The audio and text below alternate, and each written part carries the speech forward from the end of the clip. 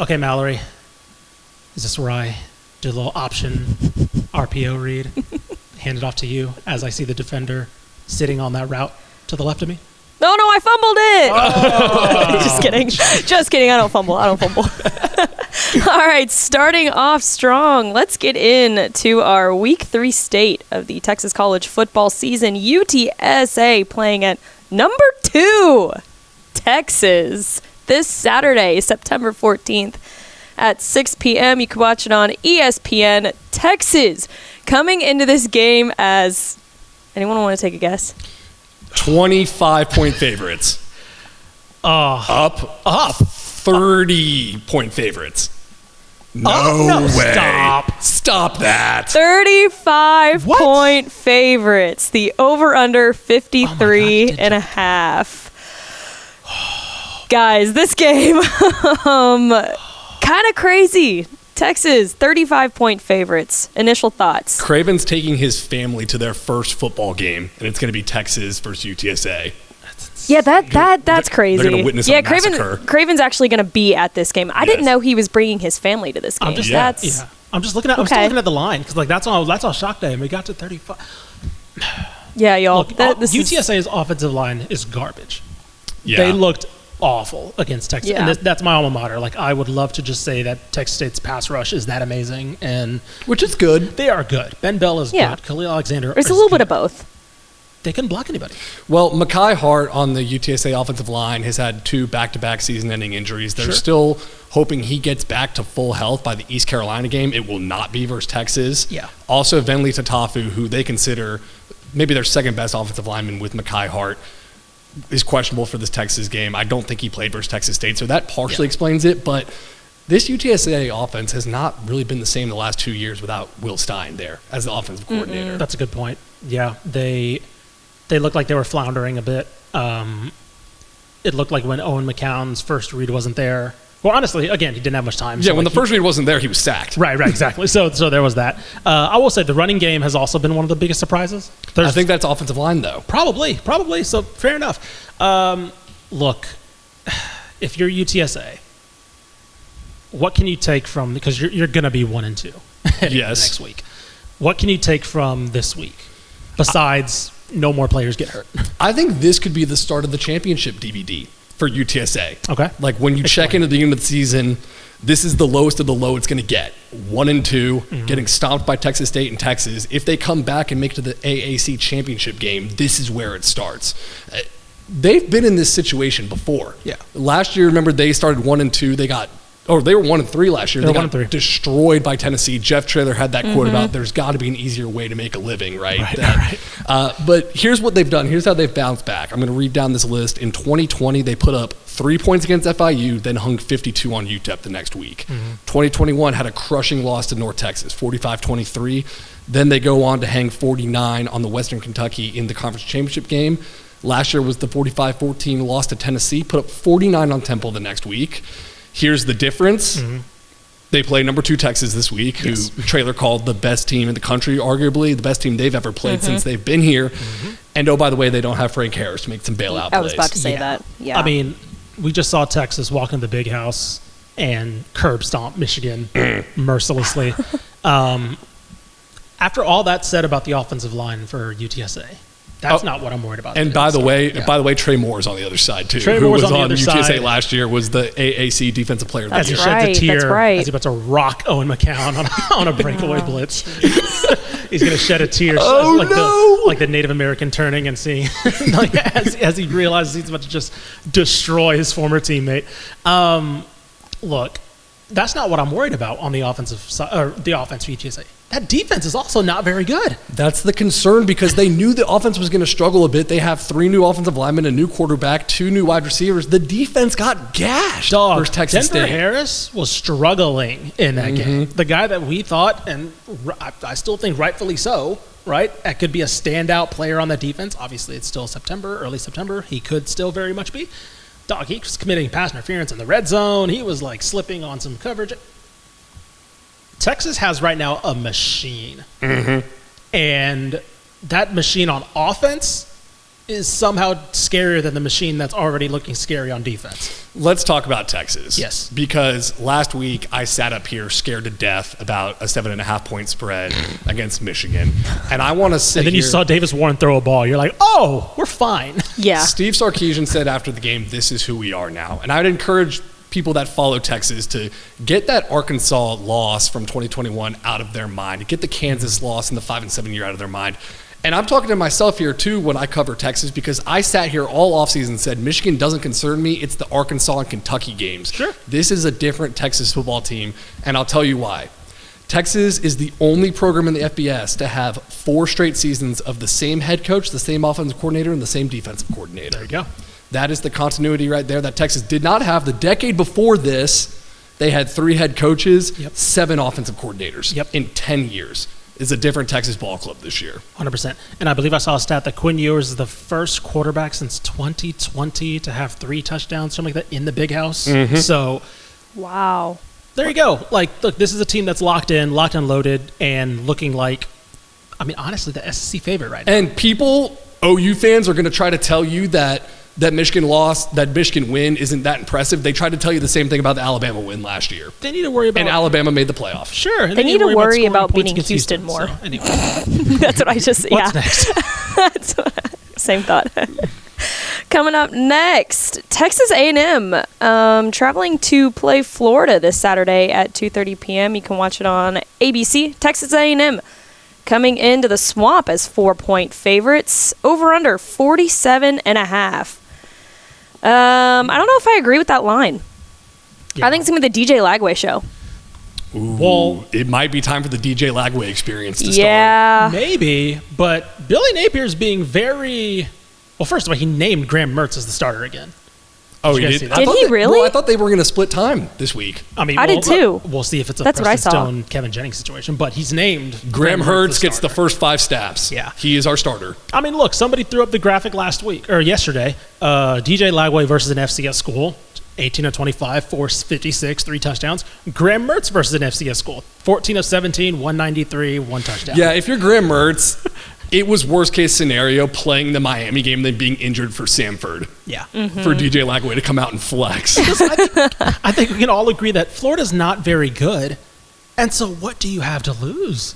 Mm-hmm. What do you have to lose other than the guy that's a truck with pads and can throw the ball for 400 yards and then potentially run over a linebacker? Here's why this is terrifying for Texas A&M's side, because they are going into the Swamp versus a team that doesn't have anything to lose. Well, listen, Cam Ward said it wasn't that bad. That is very true. No, Cam Ward got them angry now, too. The Swamp is pissed. That's true. And Connor Wigman, the last time he was out versus a big crowd against Texas A&M and Notre Dame, he didn't look all that comfortable. He did. That's also true. Maybe it's the opposite effect. He needs to be in like a hostile environment. Yes. He can't do it. I was going to say he was at home. Yeah, he can't do it in like in front of a friendly crowd. He has to do it in a more like a hostile crowd. Yeah. This is the Connor Wigman okay game. That's fair, because like it's hard to assess versus McNeese FCS program what exactly A&M is. I think I was happy to see them run the ball very well against McNeese, right? Mm-hmm. Like that, because that was a thing that I wanted to weigh more heavily on Notre Dame's front 7 being good as opposed to like A&M not being able to run the ball. So far, at least again, FCS little asterisk, but like okay, Mari Daniels, Le'Veon Bell, like they were able to move the ball a little bit. Offensive line was able to get things forward. Can they do that again against a Florida defense that's not very good? And the offensive line was a question mark on this team coming into the season, but they are leading the SEC with only 4 tackles for loss allowed. Again, Samford, FCS, asterisk, but the stats cool. Sure, yeah, I get what you mean. All right, so what's next, Mallory?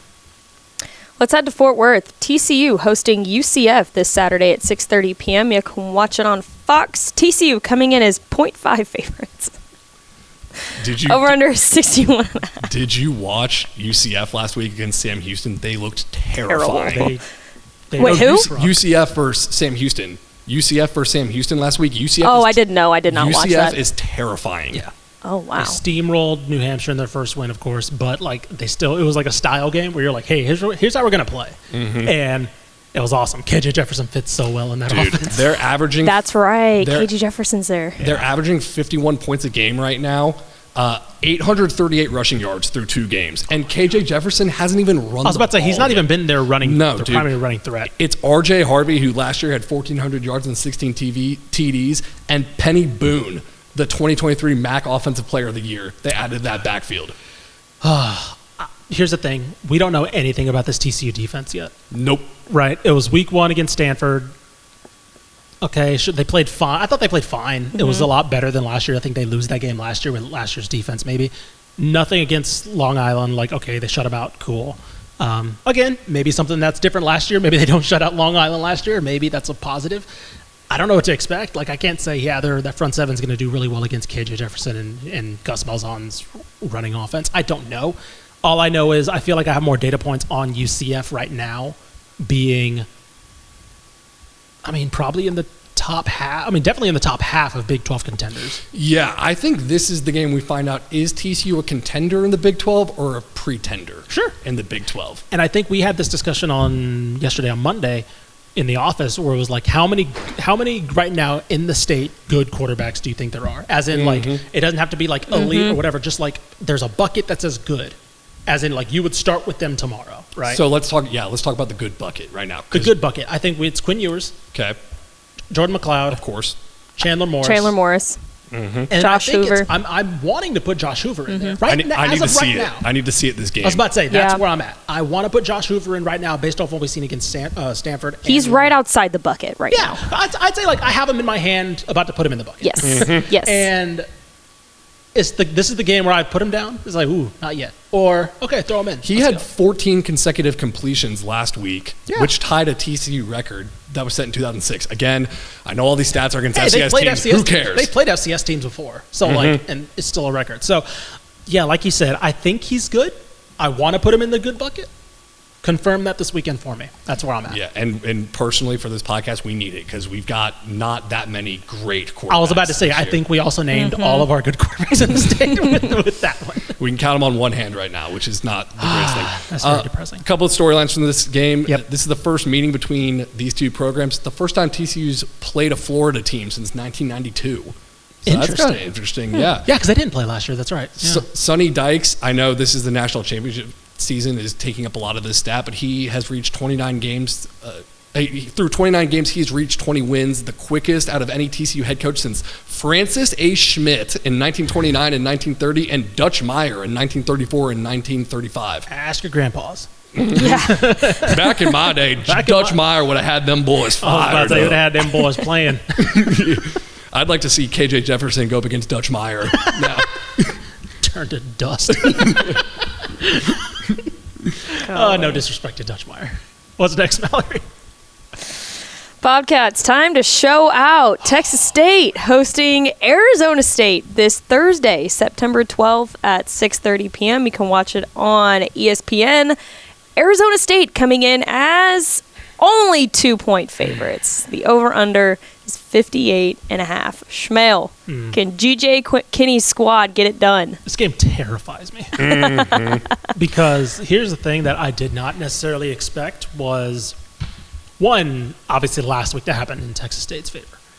I also did not expect Arizona State to look this good this early. Yeah, Kenny Dillingham has turned it around right now. If even as early as like a couple of weeks ago, like a month ago, let's say, I was saying, oh yeah, that Arizona State team is gettable, because I thought it'd be not exactly as bad as last year, but like, they're probably not going to a bowl, right? That's a team that you can kind of clip at the knees if you're a good G5 team. Man, Sam Levitt looks good. Like that defense. Michigan State transfer. What was that? He's a Michigan State transfer. He is a Michigan State transfer. That's gotta hurt. Their running game is insane. Like, I think they're pretty good. Cam Scatabo had 262 yards last week against an SEC team in Mississippi State. He's averaging 7 yards a carry this season. That's deadly. He's a big dude, too. Yeah. He's scary. And, look, we can play the remember this guy game. Xavier Alford. Oh, wow. What a blast from the past. Is this his 7th school now? Yeah. Yeah, probably. CJ Fight, shout out Tatum, Texas. Prince Dorba we talked about. Yeah, shout out Prince Dorba. This is a team full of dudes. And I think the worry for me was that those dudes would start to remind people why they're dudes. And Arizona State, I think Kenny Dillingham was a good hire. It was just a rebuild / build up hire.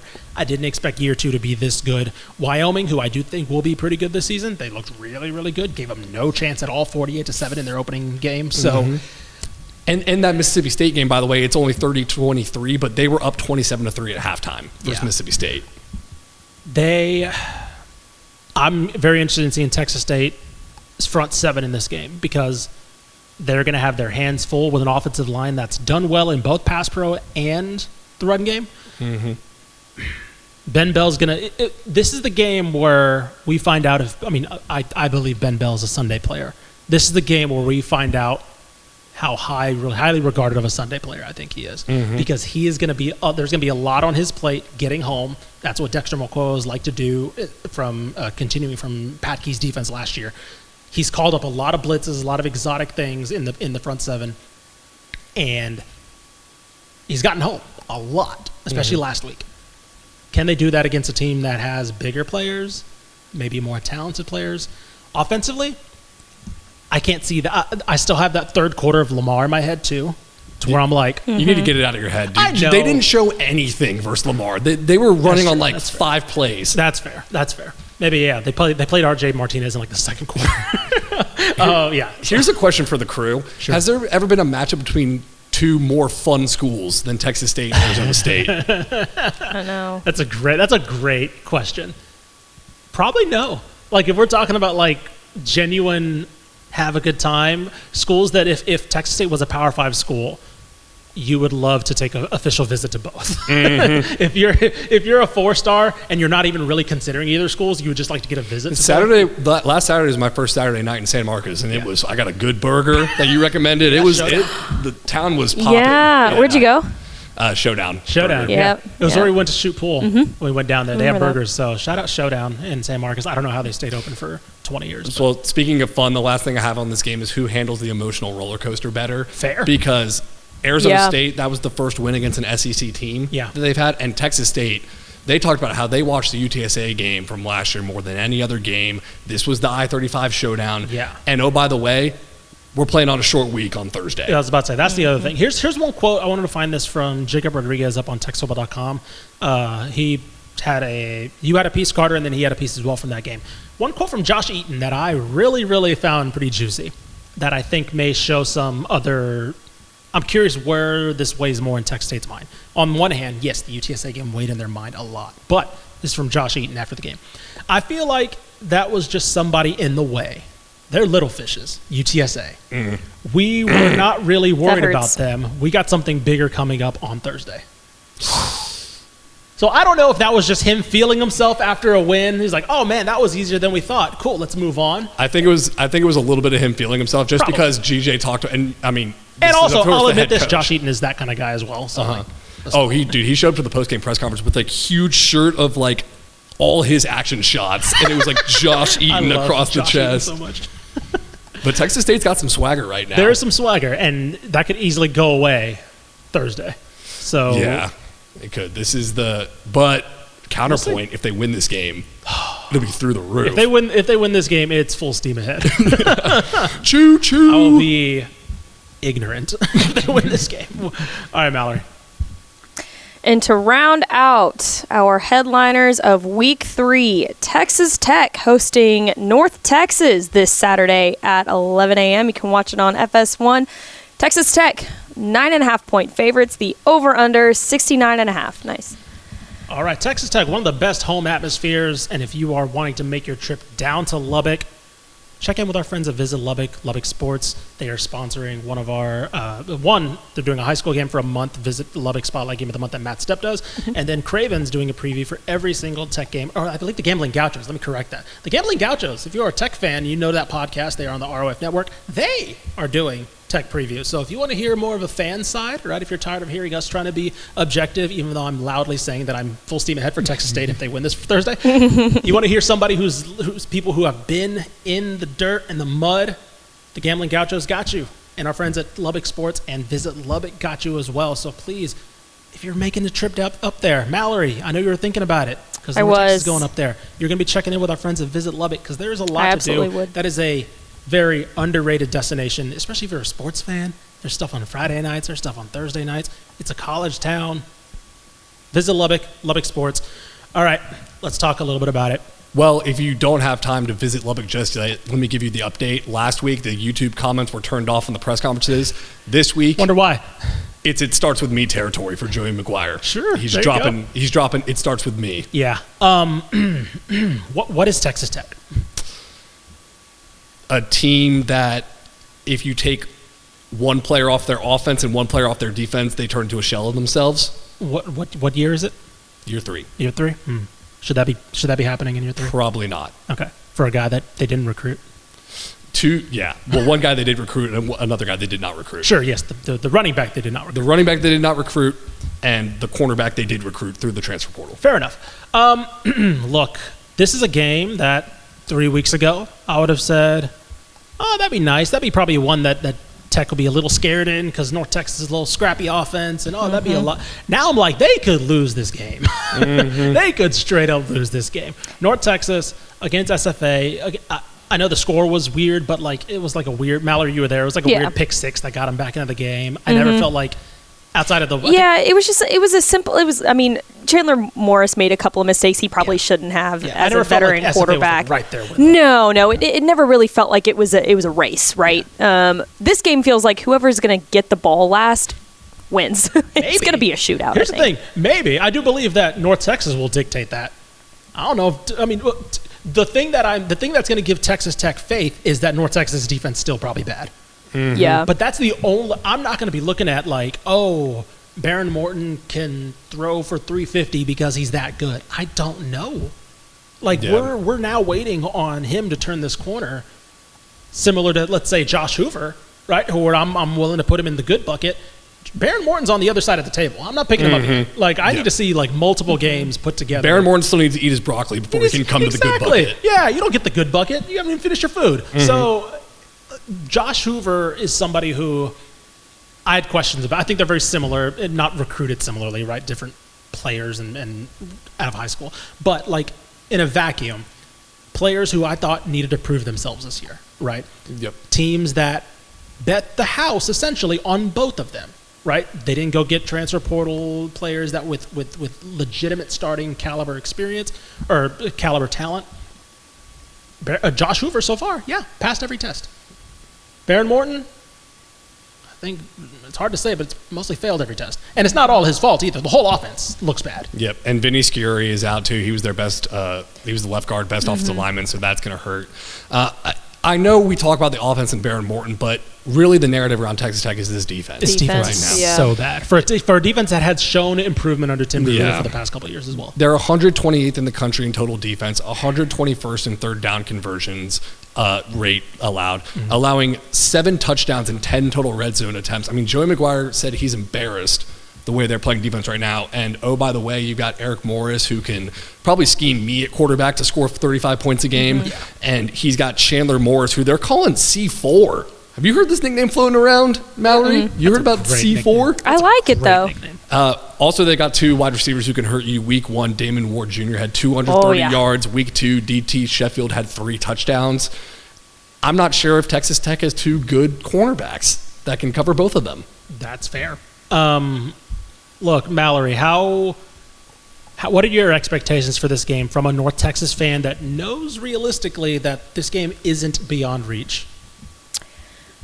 Like you mentioned at the beginning of this, Lubbock is a tough place to play, to be fair.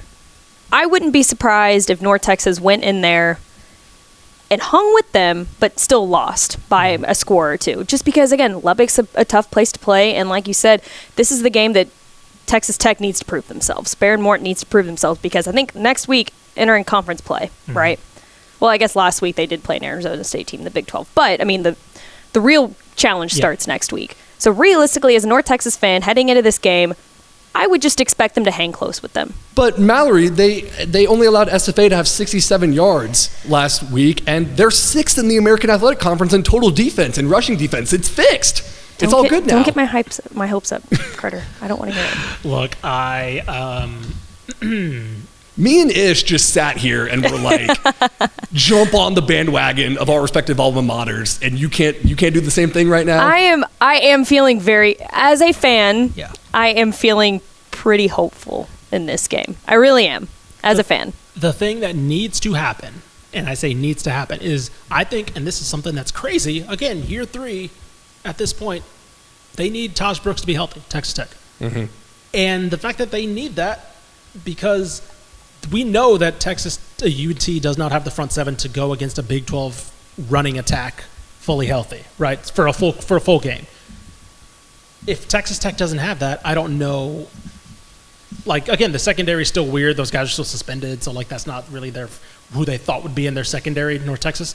But like, I don't feel confident in them taking it over. Right, no, I don't. And I feel very confident in Chandler Morris at least getting 300 yards against this. Mm-hmm. If no offense to Maverick McIver, if Maverick McIver can go 500 or 450, whatever he did, yeah, Chandler Morris can get 300, 350. The last time Joey McGuire's last game at Baylor was the game Chandler Morris started at TCU and had 500 total yards. That's awesome. Mm-hmm. That rocks. He's having just more flashbacks than hey, C4, baby. C4 for Heisman. His sleep paralysis demon. That is a great nickname, by the way. Both these teams are 126th in the nation in penalties right now. So this is going to be pretty sloppy. It's gotten to the point where Joey McGuire has hired officials to come to practice and speak with the team post-practice and like call penalties. That's great. I'm sorry for the audio listeners. I might have my head in my hands right now. That's not good. By the way, that's such a high school move too. He's like, we're going to bring the boys from Tassel over to come talk to you boys about the penalties. Well, he said he got it from Dave Aranda in the 2021 season where they won the Big 12 championship, actually. So, okay, if you see them much improved, then that's a genius move. Look, we have too many coaches, and by too many I mean 2, still clinging on to 2021. That's like that's a lot of why the things they're doing is worthwhile. Only 4 games this week in the lightning round. Up first, UTEP playing at Liberty Saturday at 5 p.m. You can watch it on ESPN+. Liberty coming in as 23.5-point favorites, over under 57.5. Carter handing this one off to you. Probably not much to say about this game. This is a UTEP team that just lost to an FCS opponent, playing one of the best G5 programs people consider in the country. This is going to be a tough game. Honestly, the next 3 through 6 weeks of the Scotty Walden era is going to be tough. Hunker down UTEP and also never wear those digit camo uniforms again. They were Okay. Sam Houston hosting Hawaii this Saturday at 6 p.m. You can watch it on ESPN+. Sam Houston coming in as 4.5-point favorites. The over-under 50.5. Schmale, it's the return of Braden Shager, former Highland Park quarterback. Listen, that's a guy who needs to get out of Hawaii, but also why would you leave? Why would you leave? I get it, man. Hawaii's not good. Look, Sam, unfortunate last week, right? You drew the short end of the straw after a pretty big win against Rice in week 1. This is a Hawaii team there for the taking. You got to be able to take these kind of games where you are clearly the more talented, functional, structured team. Let's see a little bit of that week 1 with Hunter Watson and that defense, Skylar Cassidy, get after it. Don't let Braden Shager go off because he will. Baylor hosting Air Force this Saturday at 6:30 p.m. You can watch it on FS1. Baylor coming in as 15.5-point favorites. The over-under 42.5. Carter, handing this one off to you because you told me before this that you really wanted to talk about this game and you've got some kind of hot take that's been brewing in your heads for a week. It's not a hot take. It's just a question. Baylor is playing the troops. You know, we respect the troops on this podcast, and they're going Black Ops uniforms. Okay, that's what it was. Is that respect or is it stolen valor? I guess we find out based on if they win this game or not. Baylor struggled with Air Force in the past. Remember the bowl game from 2 years ago? Looking to see them bounce back offensively, and Dave Aranda keep dialing it up on defense. And to round it out, Rice playing at Houston this Saturday at 7 p.m. You can watch it on ESPN+. Houston coming in as 4.5-point favorites. The over-under is 44.5. Ish, take us home. It feels like this is a game that Houston should win. This is a game they should win. Last year was a game they should have won as well. Look, correct. That last week gave me a lot of faith in the bones of what Houston has because I didn't think it was much, but that also may say something about Oklahoma. I'm going to lean towards it being about Houston. Rice is not as good of a team as they were last year. They showed that against Sam Houston. Sure, Texas Southern, whatever. I think this game is going to say a lot about Houston I still don't think even if Rice loses this game, I still can't blame. It's a Big 12 team. Like, how much is there? Whatever. I'm moving them on down the line in terms of like my evaluation of Rice after that Sam Houston loss. My thing is about Houston. If Houston comes out, which I think they can, win this by double digits, avenge last year, we're Gucci with the Willie Fritz experiment so far. And SMU has a bye week, and if you missed the beginning of the show or have not seen our news on social media yet, SMU head coach Rhett Lashley names Kevin Jennings as the starting quarterback for the SMU Mustangs from, I guess, at least next week, I'd say. At least 1 week. At least which 1 is more week. than they've stuck with one quarterback so far. Correct. South Oak Cliff, stand up. Correct. And then for all of our viewers, again, here is the week 3 slate of the Texas college football season. Kind of that last week before we really start diving into conference play. We've had a couple of conference matchups thus far, but really kind of the last week to see what these teams are made of before we really get into the slate of it all, the conference matchups. So you can find it on social media.